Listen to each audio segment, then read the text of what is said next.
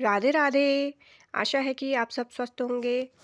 मैं आज आपके लिए संज्ञा यह टॉपिक लेकर आई हूँ, जो कि हमारी किसी भी प्रतियोगी परीक्षा के लिए बहुत ज़्यादा इम्पोर्टेंट यह टॉपिक रहता है। इसलिए आप इस वीडियो में शुरू से लास्ट तक बने रहिए और आप संज्ञा के जो भी पॉइंट मैं यहाँ पर लेकर आई हूँ उन्हें अच्छे से समझिए। तो देखिए, पहला पॉइंट है संज्ञा के अंतर्गत संज्ञा शब्द सम तथा ज्ञा से मिलकर बना है, जिसका अर्थ सम्यक ज्ञान कराने वाला शब्द होता है। सम्यक ज्ञान हम कह सकते हैं पूर्ण ज्ञान को। दूसरा पॉइंट है संज्ञा का शाब्दिक अर्थ नाम होता है, जिससे किसी की क्या की जाती है, पहचान की जाती है, उसे संज्ञा कहा जाता है। अगर हम इसकी परिभाषा देखें तो किसी वस्तु, स्थान, भाव या प्राणी आदि के नाम को क्या कहा जाता है, संज्ञा कहते हैं। अगला पॉइंट देखिए, इसमें यहाँ पर संज्ञा के कुछ उदाहरण हैं, जैसे कुर्सी, देहरादून, मिठास आदि। व्युत्पत्ति तथा रचना या फिर जाति की दृष्टि से संज्ञा कितने प्रकार की होती है? 3 प्रकार की होती है। आप इस पॉइंट को लिख लीजिए, क्योंकि ये एग्ज़ाम में आता है कि व्युत्पत्ति अथवा रचना या फिर जाति के आधार पर संज्ञा के कितने भेद होते हैं। तो ये होते हैं 3। हम यहाँ पर इनको डिटेल से जानेंगे। पहला है रूढ़ संज्ञा, दूसरा है यौगिक संज्ञा, तीसरा है योग रूढ़ संज्ञा। पहला है रूढ़ संज्ञा। रूढ़ संज्ञा किसे कहा जाता है? ये ऐसे शब्द होते हैं जिनका अर्थ निश्चित होता है और जिनके टुकड़ों का कोई सार्थक अर्थ नहीं होता है। जैसे उदाहरण के लिए कल, घर। यदि हम कल को अगर टुकड़ों में तोड़ें तो ये बनेगा क प्लस लौ, जिसका कि कोई भी सार्थक अर्थ यहाँ पर नहीं निकलता है। यदि हम इन दोनों टुकड़ों को जोड़ दें तो यहाँ पर एक सार्थक शब्द हमें मिलेगा, जिसका कुछ न कुछ अर्थ होता है, तो ये बनेगा कल। इसीलिए ये क्या है, एक रूढ़ संज्ञा। इसी तरह से घर। अगला जो संज्ञा है वो देखिए यौगिक संज्ञा। ये वे शब्द हैं जो 2 या 2 से अधिक सार्थक शब्दों के मेल से बनते हैं, जैसे देवालय और दूसरा है राजपुरुष। यदि देवालय को हम तोड़ते हैं 2 शब्दों में तो देखिए देव, धन, आलय, जिसमें कि देव का भी अपना अर्थ है और आलय का भी अपना अर्थ है। दोनों के ही सार्थक अर्थ होते हैं। तो देव का अर्थ होता है देवता, आलय का होता है घर। ये दोनों जब मिलते हैं तो देवालय अर्थात देवता का घर। इसी तरह से राजपुरुष को भी हम 2 भागों में बांटते हैं, तो दोनों के ही क्या होते हैं, सार्थक अर्थ होते हैं। राज, धन, पुरुष। अगला देखिए तीसरे नंबर का है योग रूढ़ संज्ञा। ये तीनों ही किसके आधार पर मैं बता रही हूँ? व्युत्पत्ति या फिर रचना के आधार पर। योग रूढ़ संज्ञा ये वे शब्द हैं जो यौगिक तो होते हैं, परंतु किसी विशेष अर्थ में रूढ़ या फिर प्रसिद्ध, रूढ़ का अर्थ होता है प्रसिद्ध, हो जाते हैं और सामान्य अर्थ को क्या करते हैं, प्रकट नहीं करते हैं। ये तीसरे ही अर्थ की ओर संकेत करते हैं। जैसे पंकज। पंकज का क्या अर्थ होता है? वैसे हम पंकज किसके लिए प्रयोग करते हैं? कमल के फूल के लिए। अब इसे कमल के ही फूल के लिए क्यों हम पंकज का शब्द का प्रयोग करते हैं? क्योंकि पंकज का अर्थ होता है कीचड़ में उत्पन्न होने वाला। अब कीचड़ में कौन उत्पन्न होता है? केवल कमल का फूल। इसीलिए ये तीसरे अर्थ को दर्शाता है। यहाँ पर कौन सी संज्ञा होगी? योग रूढ़ संज्ञा। दूसरा उदाहरण है दशानन। दशानन का अर्थ क्या होता है? 10 मुख वाला। और 10 मुख वाला केवल कौन होता है? केवल रावण के लिए ये दशानन शब्द प्रयोग में लाया जाता है। इसीलिए ये भी क्या है, एक योग रूढ़ संज्ञा। अब यहाँ पर देखिए, अभी तक हमने व्युत्पत्ति और रचना के आधार पर संज्ञा के भेद देखे, जो कि 3 प्रकार के थे। और अब देखिए अर्थ के आधार पर संज्ञा कितने प्रकार की होती है? 5। एग्ज़ाम में बहुत बार क्वेश्चन ये आ चुका है कि व्युत्पत्ति या रचना के आधार पर संज्ञा के कितने भेद होते हैं, जो कि 3 है। और दूसरा ये क्वेश्चन आता है कि अर्थ के आधार पर संज्ञा के कितने भेद होते हैं। ये हैं 5। आप दोनों ही प्रकारों को ध्यान रखिए। पहला है अर्थ के आधार पर व्यक्तिवाचक संज्ञा। इससे किसी व्यक्ति, वस्तु या फिर स्थान का बोध होता है। जैसा कि आपको इसके नाम से ही पता चल रहा होगा, इससे किसी व्यक्ति, वस्तु या फिर स्थान का बोध होता है। जैसे श्याम, श्याम क्या होता है? किसी व्यक्ति का नाम होता है ना। और राधा भी किसी क्या लड़की का नाम है। दिल्ली किसी स्थान का नाम है और अजमेर भी किसी स्थान का नाम है। दूसरा है देखिए जातिवाचक संज्ञा। यह संज्ञा किसी वस्तु की क्या करती है? पूरी जाति का हमें बोध कराती है। ये हमें कुछ उदाहरणों से स्पष्ट हो जाएगा। देखिए जैसे जातिवाचक में क्या आएगा? लड़का, लड़की, पशु, नदी आदि।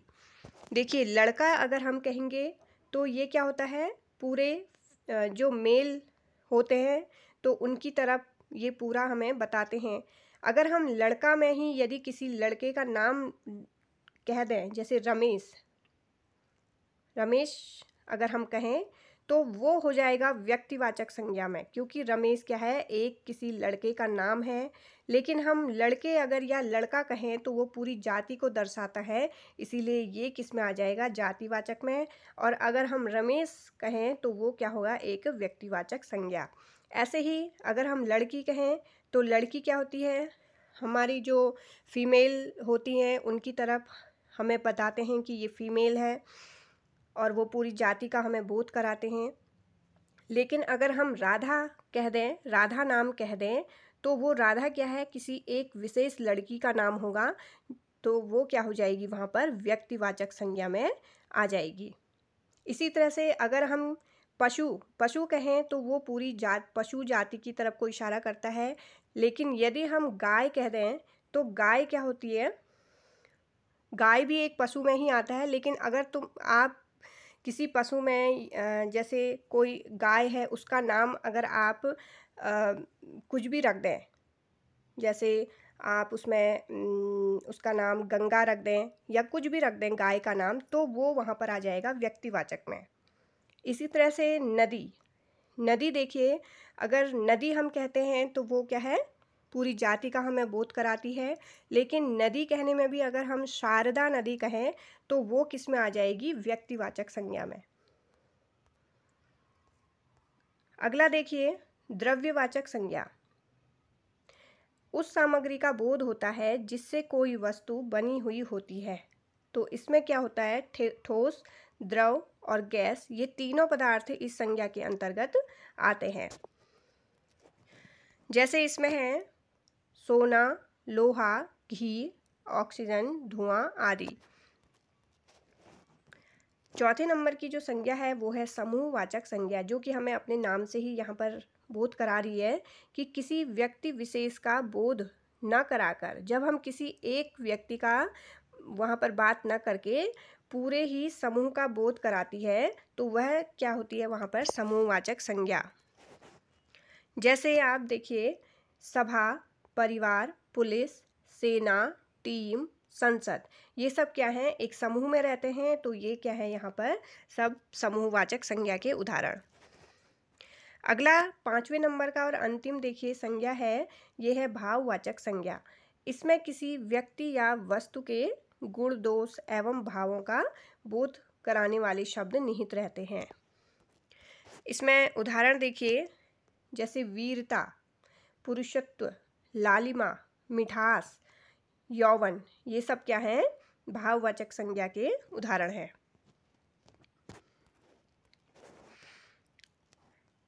यहाँ पर भाववाचक संज्ञा में परिवर्तन करने में कौन से शब्द बनते हैं, ये यहाँ पर हम देखेंगे। देखिए पहला है भाववाचक संज्ञा शब्द में बदलने के लिए आव, त्व, वन, अन, ई, ता, हट आदि प्रत्ययों का प्रयोग होता है। यदि हमें किसी शब्द को भाववाचक संज्ञा में बदलना है तो हम कैसे बदलेंगे? यहाँ पर ये नियम दिया हुआ है इसका। जैसे जातिवाचक संज्ञा से भाववाचक संज्ञा, यहाँ पर कुछ मैं लेकर आई हूँ। जैसे जातिवाचक संज्ञा से भाववाचक संज्ञा में क्या मैंने अभी बताया कि कौन सा प्रत्यय लगते हैं, त्व, ता, पन, पा, इस तरह से ये प्रत्यय पीछे से जोड़े जाते हैं। किसमें? जातिवाचक संज्ञा में। जैसे गुरु है, एक जातिवाचक संज्ञा है, तो उसमें अगर हम त्व प्रत्यय जोड़ेंगे तो क्या बनेगा भाववाचक संज्ञा में? गुरुत्व। दूसरा है बंधु, बंधुत्व। पशु, पशुता। देखिए पशु क्या है? जातिवाचक संज्ञा, और उसमें जब हम ता प्रत्यय जोड़ेंगे तो पशुता, ये भाववाचक संज्ञा यहाँ पर हमें प्राप्त होती है। इसी तरह से मनुष्य, मनुष्यता। लड़का, लड़कपन। बूढ़ा, बुढ़ापा। बाप, बपौती। अब यहाँ पर कुछ सर्वनाम शब्दों से भी भाववाचक संज्ञा बनती है। जैसे निज, निज क्या है? सर्वनाम है, और इसमें जब हम ता प्रत्यय जोड़ते हैं तो क्या भाववाचक संज्ञा बनती है? निजता। मम में ममत्व, ममत्ता। अहम, अहंकार। आप, आपा। अगला देखिए, विशेषण से भी भाववाचक संज्ञा बनाई जाती है। जैसे विशेषण क्या है? गरीब। किसी व्यक्ति की क्या विशेषता है? गरीब होना। तो गरीब से क्या बनेगा भाववाचक संज्ञा में? गरीबी। प्यासा है तो उससे क्या बनेगा भाववाचक संज्ञा? प्यास। बहुत, बहुतायत। सुंदर, सुंदरता या फिर सौंदर्य। योगी, योग। हरा, हरियाली। यहाँ पर देखिए क्रिया से भी हम भाववाचक संज्ञा बना सकते हैं। जैसे सजाना है तो क्या है? सजावट। इसमें आवट प्रत्यय लगा है। थकना, थकान। गिरना, गिरावट। बोलना, बोल। भिड़ना, भिड़ंत। अगला देखिए, अव्यय से हम कैसे भाववाचक बनाएंगे? दूर, दूरी। मैल, मैला। नीचे, निचला।